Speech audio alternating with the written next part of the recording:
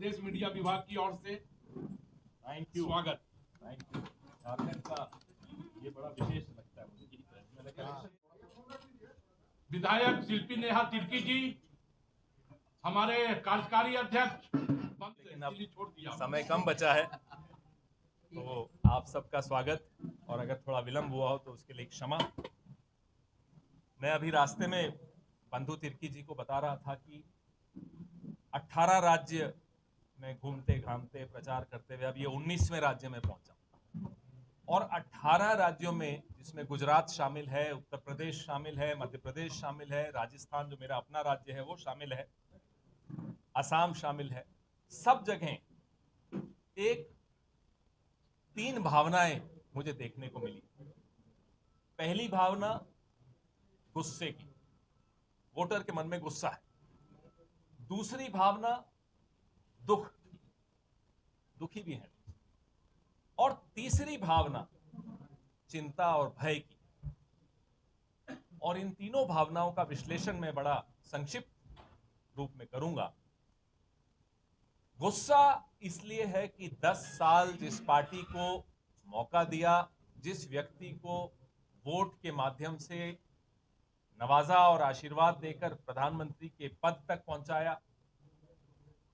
Vote क्या होता है? वोट निवेश होता है। हर वोटर एक इन्वेस्टमेंट करता है। तो 10 साल के बाद अगर वो अपने इन्वेस्टमेंट पे रिटर्न क्या है ये पूछने की कोशिश भी करता है, तो उसको लताड़ दिया जाता है, उसकी सवाल का जवाब नहीं दिया जाता। अब मैं और आप कहीं पैसा अगर लगाएंगे तो जाहिर सी बात है उम्मीद करेंगे कि उसका रिटर्न आएगा, और रिटर्न नहीं आएगा तो जवाब तो आएगा, साहब इस कारण से रिटर्न लेट हो गया। लेकिन हमारे प्रधानमंत्री शहंशाह नरेंद्र मोदी जी, वो वाकई अपने आप को अब भगवान से ऊपर मानने लगे। ये मैं नहीं कहता, वो खुद कहते हैं आजकल इंटरव्यू दे देकर कि मैं तो बायोलॉजिकली पैदा ही नहीं हुआ, मैं तो अवतार हूं। अब कोई भगवान से अपने आप को ऊपर बता दे तो मुझे तो हंसी आ रही है, आपको भी हंसी आ रही हो। और जब से प्रधानमंत्री ने ये इंटरव्यू देने शुरू किए हैं, हमारे साथी एक हैं, आप सबके भी चहेते हैं, कपिल शर्मा, उनके शो की टीआरपी एकदम खत्म हो गई, क्योंकि सारा मनोरंजन प्रधानमंत्री कर रहे। तो ऐसा मनोरंजक आदमी जो अपने आप को अवतार मानता हो। अच्छा, बेचारे नड्डा जी ने उस दिन इंटरव्यू दिया और कहा कि ये नरों के इंद्र तो हैं ही, सुरों के भी इंद्र हैं, सुरेंद्र भी हैं, नरेंद्र भी हैं, विष्णु के अवतार हैं। फिर हमारे एक और दोस्त हैं, आपके भी दोस्त हैं, संबित पात्रा जी। अब मैं उड़ीसा से ही आ रहा हूं। उड़ीसा में जो गुस्सा है लोगों के मन में, संबित पात्रा जी ने कह दिया कि भगवान जगन्नाथ भी मोदी जी के भक्त हैं। बताइए, भगवान के भक्त तो इंसान होते हैं, हमने सुना है, हम सब हैं। भगवान किसी इंसान का भक्त हो जाए, कभी सुना है आप? तो ये अहंकार जो इस पार्टी में आ गया है, शहंशाह में आ गया है, उसके तमाम प्यादों में आ गया है, उसको देखकर भी लोगों के मन में गुस्सा है। वादे सब करते हैं, हर पार्टी आती है तो अपनी बात रखती है कि साहब हमें चुनाव जिता दीजिए, हम आपके लिए ये करेंगे। उसमें से कुछ वादे पूरे हो पाते हैं, कुछ कई बार नहीं भी हो पाते। ईमानदारी से आके बोलना चाहिए कि साहब मैंने ये 10 वादे किए थे, या 20 वादे किए थे, या 100 वादे किए थे, उसमें से मैंने इतने पूरे किए, और इतने में इस कारण से पूरे नहीं कर पाया।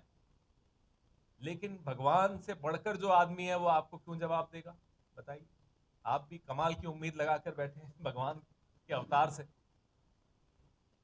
गुस्सा नौजवानों में बहुत ज्यादा दिखा, गुस्सा मध्यम वर्ग में बहुत ज्यादा दिखता है, जिसकी ईएमआई देने की क्षमता कम होती जा रही है, खर्चे बढ़ते जा रहे हैं, महंगाई बढ़ती जा रही है, घर में बेरोजगार भाई बहन बैठे हैं, बच्चे बैठे हैं।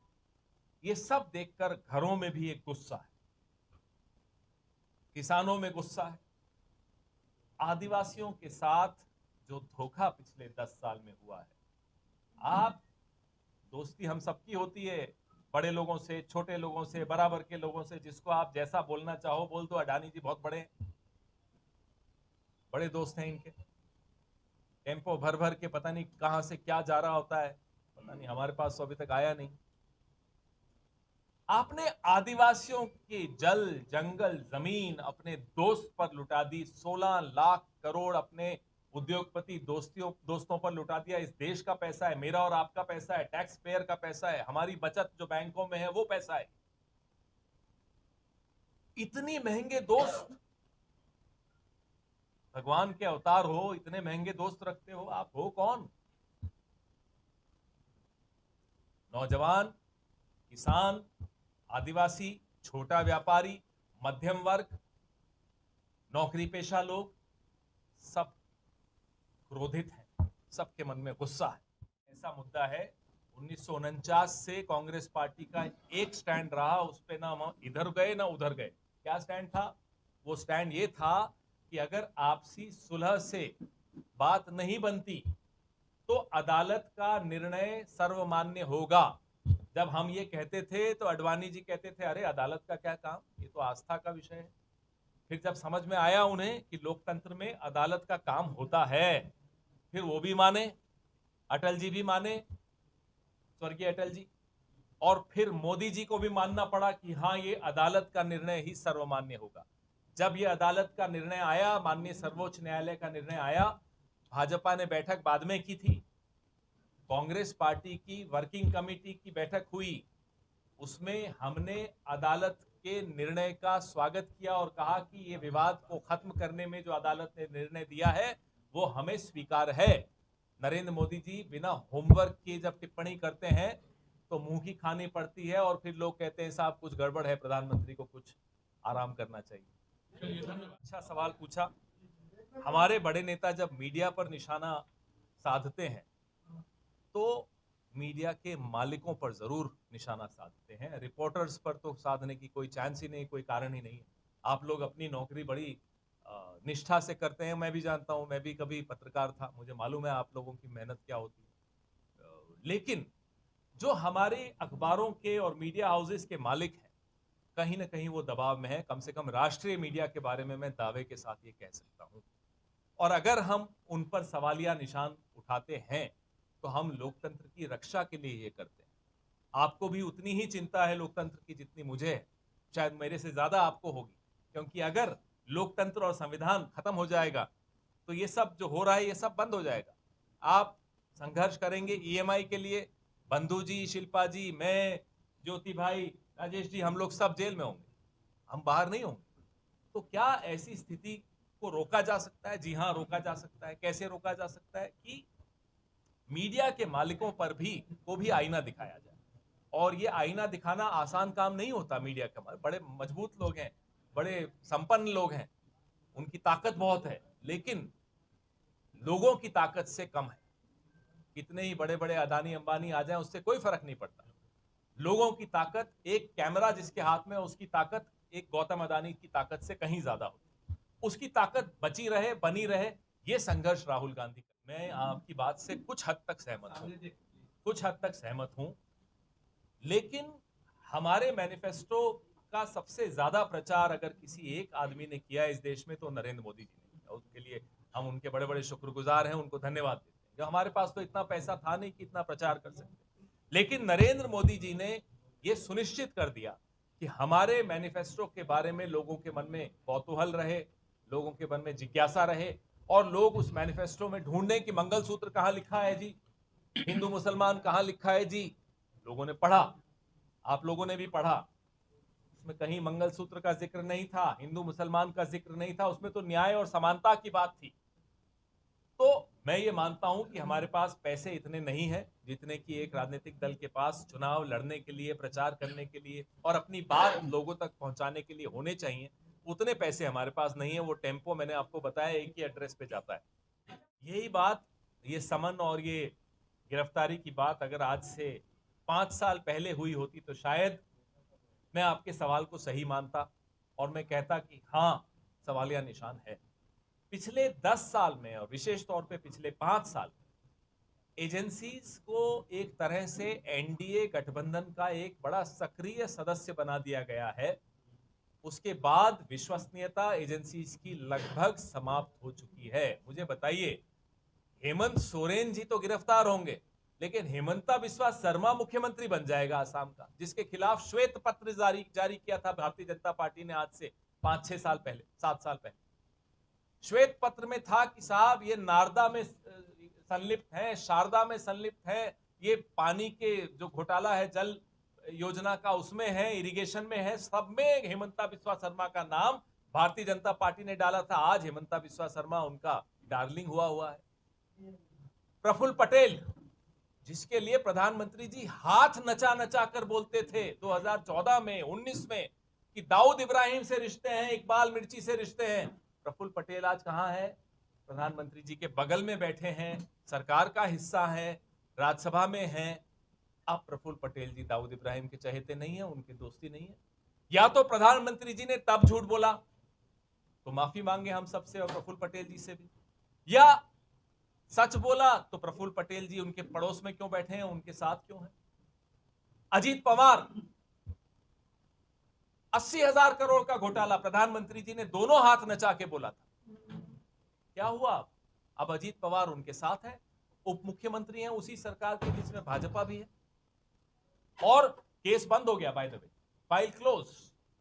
छगन भुजबल, कितने नाम गिनाऊं साहब।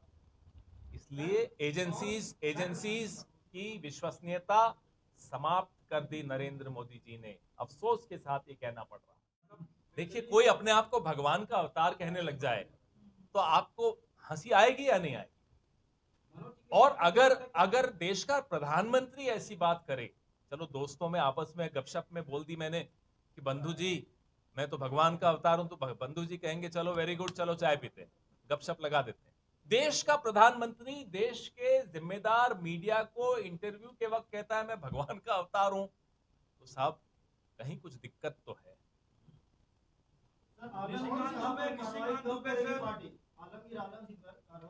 अरे तथ्य सामने आए नहीं, इनकी एजेंसियां शुरू कर देती हैं कांड, कुछ ना कुछ करती रहेंगी, आप सोचते हैं हमें उस पर एक्शन लेना चाहिए। क्यों? हमें तो ये बताइए, हेमंता बिस्वा शर्मा पर एक्शन कब होगा, प्रफुल्ल पटेल पर कब होगा, अजीत पवार पर कब होगा, छगन भुजबल पर कब होगा? आप कुछ निशिकांत दुबे जी के लिए पूछ रहे थे, पूछिए। ये सवाल की मैं इंतजार कर रहा था, अगर आपने नहीं पूछा होता तो मैं बोलता ये बात।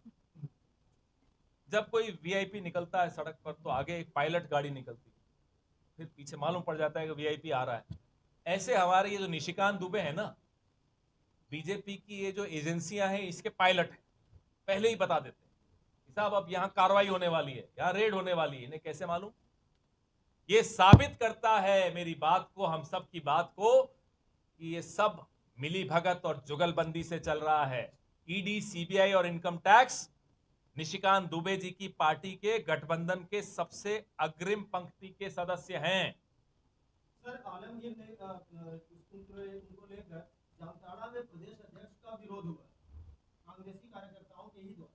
अब आपको क्या मालूम किसने क्यों विरोध किया और किसने करवाया? हमें भी सब मालूम रहता है। अभी रुकिए, इंतजार करिए, चुनाव हो जाने दीजिए, बहुत जवाब मिलेंगे आपको। 2019 में राज्य विधानसभा चुनाव के दौरान बेरोजगारी भत्ता देने का बात कांग्रेस ने अपने घोषणा पत्र में किया था, और इस बार भी आप लोग कर रहे हैं। क्या 2019 के राज्य विधानसभा की तरह इस बार का भी अगर चुनाव जीतेगी कांग्रेस ने इसी तरह का?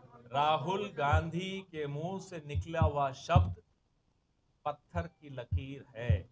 आप तेलंगाना में जाकर चेक कर लीजिए, आप कर्नाटका में जाकर चेक कर लीजिए, आप हिमाचल में जाकर चेक कर लीजिए, आप अशोक गहलोत जी की सरकार में 5 साल में क्या क्या जो कहा वो किया, उससे ज्यादा करके दिखाया वो देख लीजिए। छत्तीसगढ़ में देख लीजिए, मध्य प्रदेश में 16 महीने की सरकार थी, वहां देख लीजिए। और छोड़िए इस सब बातों को, 10 साल जो डॉक्टर मनमोहन सिंह जी की सरकार थी, राहुल गांधी मंत्री नहीं थे, सिर्फ एक सांसद थे, लड़ झगड़ कर किसानों का 74,000 करोड़ माफ करवाया, नरेगा लागू करवाया, भूमि अधिग्रहण कानून लागू करवाया, आदिवासियों के जल जंगल जमीन के लिए लड़ पड़े, बड़े बड़े उद्योगपतियों से लड़ पड़े और उनका काम नहीं होने दिया। ये राहुल गांधी है। इसीलिए तो हम अंधे होकर उनके पीछे चलते हैं। हमें मालूम है कि अगर राहुल गांधी कह रहे हैं तो पत्थर की लकीर। कांग्रेस के एजेंडा में ऐसा मुद्दा है, 1949 से कांग्रेस पार्टी का एक स्टैंड रहा, उस पे ना हम इधर गए ना उधर गए। क्या स्टैंड था? वो स्टैंड ये था कि अगर आपसी सुलह से बात नहीं बनती तो अदालत का निर्णय सर्वमान्य होगा। जब हम ये कहते थे तो अडवाणी जी कहते थे अरे अदालत का क्या काम, ये तो आस्था का विषय है। फिर जब समझ में आया उन्हें कि लोकतंत्र में अदालत का काम होता है, फिर वो भी माने, अटल जी भी माने, स्वर्गीय अटल जी, और फिर मोदी जी को भी मानना पड़ा कि हाँ ये अदालत का निर्णय ही सर्वमान्य होगा। जब ये अदालत का निर्णय आया, माननीय सर्वोच्च न्यायालय का निर्णय आया, भाजपा ने बैठक बाद में की थी, कांग्रेस पार्टी की वर्किंग कमेटी की बैठक हुई, उसमें हमने अदालत के निर्णय का स्वागत किया और कहा कि ये विवाद को खत्म करने में जो अदालत ने निर्णय दिया है वो हमें स्वीकार है। नरेंद्र मोदी जी बिना होमवर्क के जब टिप्पणी करते हैं तो मुंह की खानी पड़ती है और फिर लोग कहते हैं साहब कुछ गड़बड़ है, प्रधानमंत्री को कुछ आराम करना चाहिए। चलिए धन्यवाद।